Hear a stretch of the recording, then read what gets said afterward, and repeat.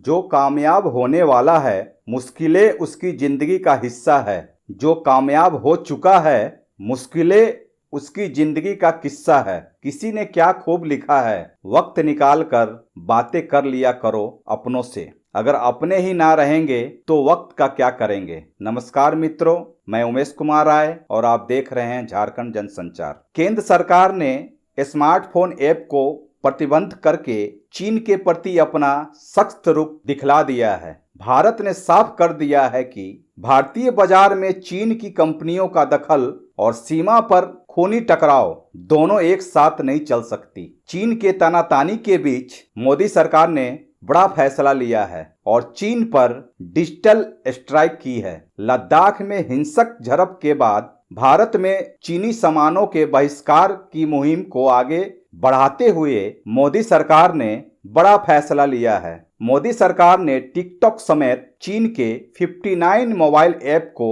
भारत में बंद करने का फैसला लिया है। मोदी सरकार ने देशवासियों में लोकप्रिय चीनी ऐप टिकटॉक समेत 59 चीनी ऐप पर प्रतिबंध लगा दिया है। इस चीनी ऐप से निजात की सुरक्षा का मामला माना जाता है। टिकटॉक के अलावा जिन लोकप्रिय ऐप को बैन का सामना करना पड़ा है उसमें share it, hello, UC browser, Likee और वी चैट समेत कुल 59 ऐप शामिल हैं। सरकार की ओर से जारी आदेश के अनुसार सरकार उन 59 मोबाइल ऐप को बैन लगा दिया है जो भारत की संप्रभुता और अखंडता, भारत की रक्षा, राज्य की सुरक्षा और सार्वजनिक व्यवस्था के लिए पूर्वाग्रहपूर्ण थे। सूचना प्रौद्योगिकी अधिनियम आईटी एक्ट की धारा 59A के तहत सूचना प्रौद्योगिकी अधिनियम के प्रावधानों के तहत इसमें लागू करते हुए सूचना प्रौद्योगिकी मंत्रालय ने नियम 2002 और खतरों की प्रवृत्ति को देखते हुए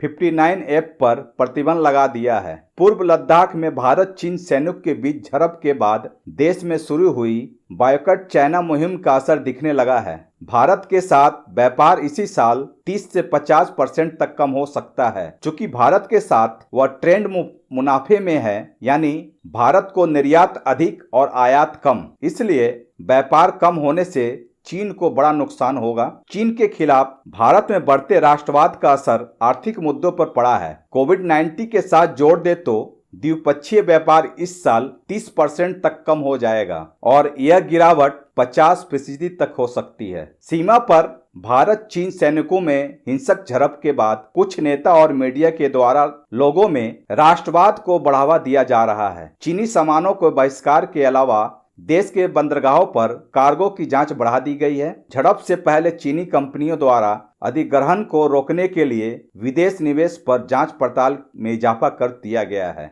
गौर मतलब है कि पूर्व लद्दाख में 15 जून को चीनी सैनिकों ने भारतीय सैनिकों पर धोखे और साजिश के तहत वार किया था, जिसमें 20 सैनिक शहीद हो गए। भारतीय जाबाजों ने चीन को भी मुंहतोड़ जवाब दिया, जिसमें उनके कई सैनिक मारे गए। हालांकि चीन ने अभी तक हताहतों की संख्या नहीं बताई है। इस बीच भारत में चीन को आर्थिक मोर्चे पर जवाब देने के लिए बॉयकॉट चाइना का मुहिम चला रही है। लोग चीनी सामानों को नहीं खरीदने के लिए संकल्प ले रहे हैं, तो कई राज्य सरकारों ने भी चाइनीज कंपनी को दिए गए कॉन्ट्रैक्ट्स को रद्द कर दिया है। साफ है कि केंद्र सरकार के ताजा फैसले से न सिर्फ हम अपने डेटा को सुरक्षित रखने में सफल होंगे, बल्कि भारतीय ऐप को भी इससे प्रोत्साहन मिलेगा। तमाम क्षेत्रों में चीन पर बढ़ी हुई हमारी निर्भरता को कम करने के लिए एक अच्छी शुरुआत है। चीन का बायकॉट इसलिए भी जरूरी था कि इससे हमारे स्थानीय विकल्पों को मौका मिलेगा।